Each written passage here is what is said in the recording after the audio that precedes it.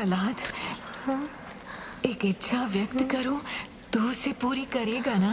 माँ की इच्छा पूर्ति ही एक पुत्र का धर्म होता है। अवश्य करूँगा। प्रहलाद, पुत्र बड़े भाग्य से तुझे जीवन दान मिला है। इस अवसर को व्यर्थ न जाने देना। अपने पिता की इच्छा अनुसार तू वो बनकर दिखा जो वो तुझे बनते देखना चाहते हैं। पुत्र, विष्णु का परित्याग कर, और यदि ऐसा करना कठिन लगे तो मन ही मन में छिप छिपा कर उनकी भक्ति कर, परंतु अपने पिता के सामने उनके शत्रु की भक्ति का प्रदर्शन ना कर।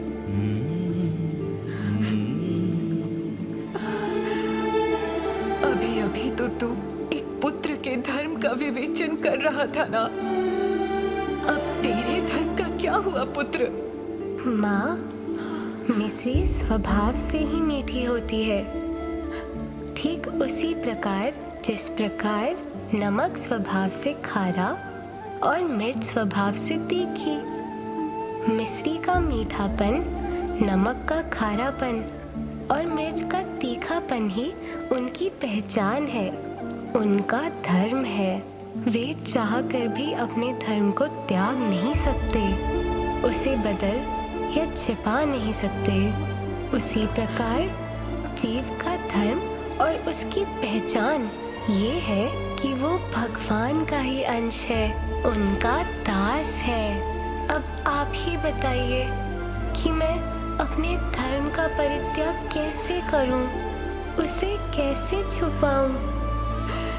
तू इतना हठी क्यों है? तू समझने का प्रयास क्यों नहीं करता कि मैं तुझे जीवित रहते देखना चाहती हूँ?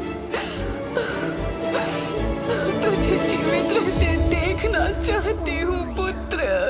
माँ, आपको क्या लगता है कि बस आप ही एक माँ हैं जिन्हें मेरी चिंता है? भगवान विष्णु भी एक माँ समान ही है। वो मेरे पिता भी हैं, मेरे बंधु तथा सखा भी हैं। त्वमेव माता च पिता त्वमेव, त्वमेव बंधुश्च सखा त्वमेव। उन्हें भी मेरी उतनी ही चिंता है जितनी कि आपको।